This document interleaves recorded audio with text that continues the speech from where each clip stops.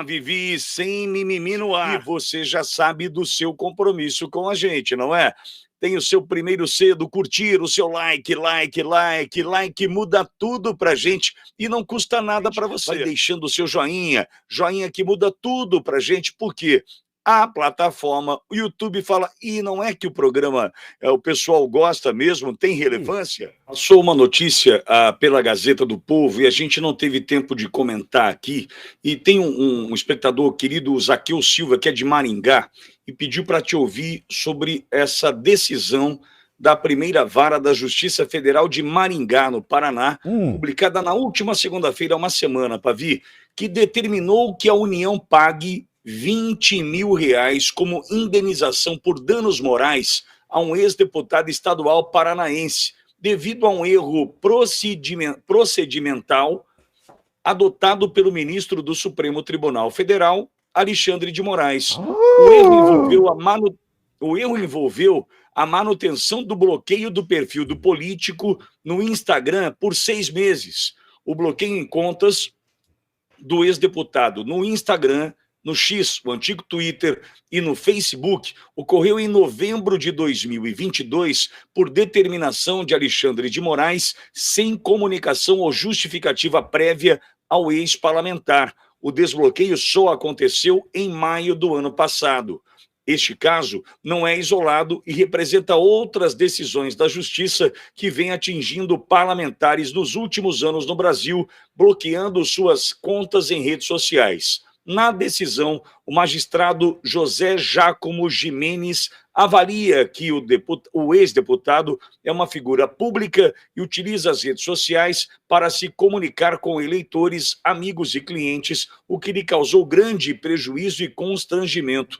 Apurações no decorrer do processo identificaram que o bloqueio das contas ocorreu após um relatório da Assessoria Especial de Desinformação do Tribunal Superior Eleitoral indicar que publicações do ex-deputado poderiam incitar ações agressivas contra ministros do Supremo. O ex-deputado vinha argumentando que as publicações foram manipuladas e que nunca divulgou informações pessoais dos ministros. Em sua conta no X, o ex-deputado comentou a decisão em primeiro grau. Aí ele avalia a decisão. Pavi, esse espectador de Maringá pediu para te ouvir sobre o assunto. Pavi?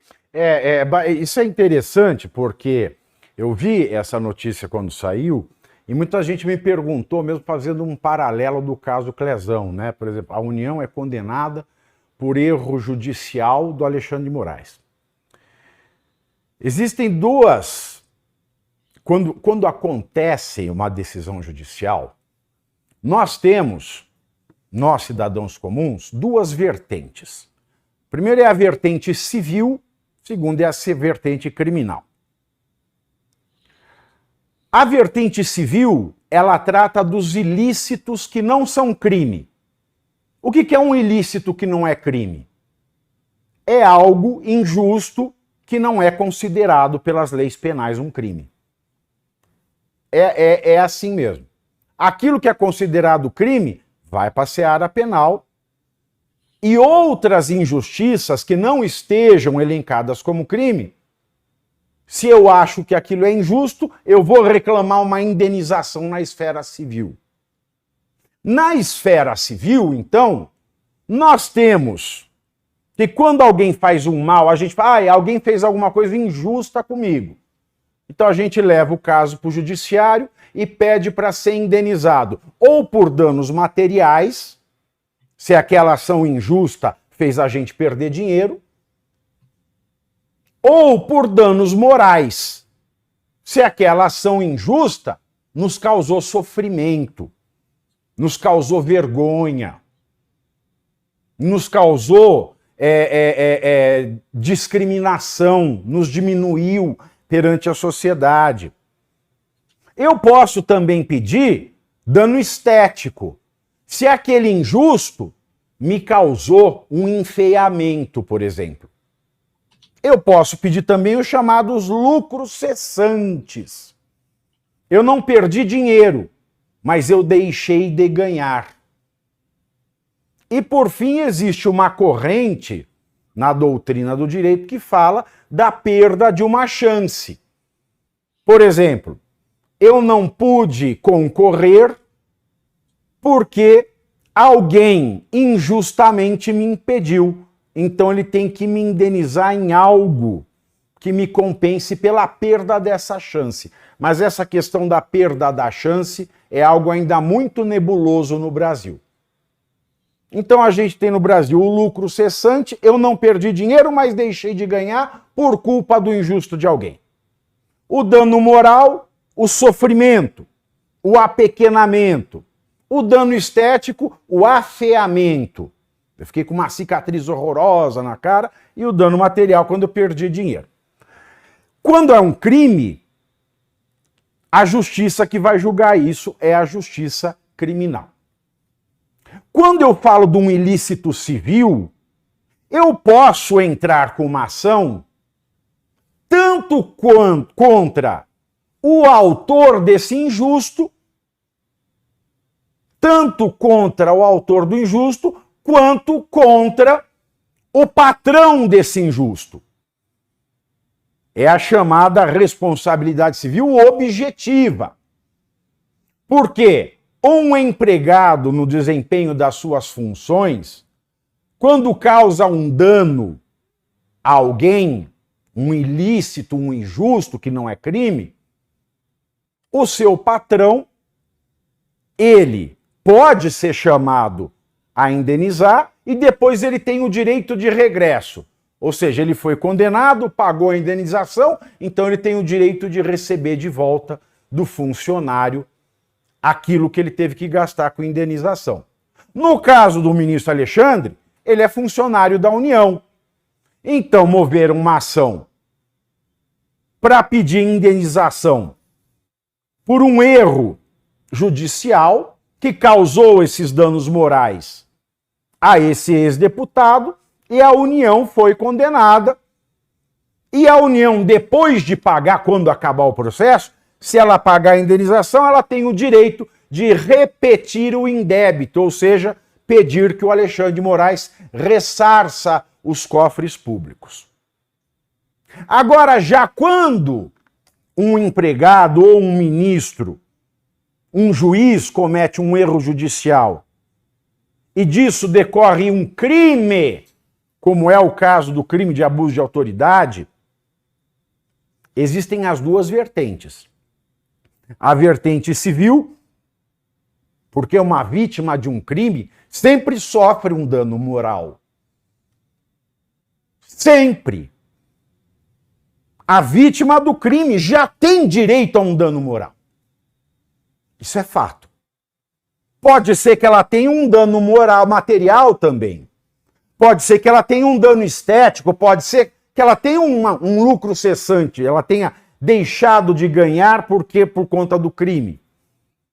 Mas o dano moral é sempre certo. Mas se existe um crime, como é o caso do Clezão, o crime,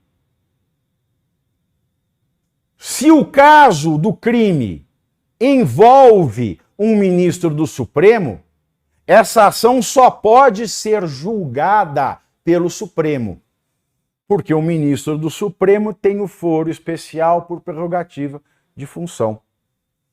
É por isso que o caso do Clezão já foi apresentado direto ao Supremo, porque o Alexandre de Moraes só pode ser julgado pelo Supremo. Aí todo mundo fica desencantado com isso, mas é verdade. Agora, se o Supremo não quiser julgar esse crime, vai acontecer de ingressarmos com uma ação perante a primeira instância da Justiça Federal em Brasília contra a União pelos danos morais suportados, porque o Clezão ficou preso preventivamente por abuso de autoridade ou erro judicial. Porque tendo decorrido o prazo para rever a prisão preventiva, o advogado pedido para rever a prisão preventiva, existindo os elementos para a revisão da prisão preventiva, isso não foi revisto, é óbvio que existe um dano moral, que é o mesmo caso do deputado de Maringá. Mas o caso do Clesão foi mais grave. Porque esse abuso de autoridade ou esse erro culminou com a morte do preso preventivo. Portanto, senhores, é acertadíssima esta decisão do Tribunal da Justiça Paranaense. É acertadíssima por quê? É acertadíssima porque é conforme o direito, porque respeita, faz valer as regras do nosso direito, e é acertada porque nós vemos aí um juiz com vocação de juiz. Um juiz que não está interessado em promoção, que não está interessado em cargo em Brasília. Um juiz que está preocupado única e exclusivamente com a aplicação do direito no caso concreto. E quisesse Deus nós tivéssemos no Senado pessoas como esse juiz, que fazem o que é certo e não o que é conveniente.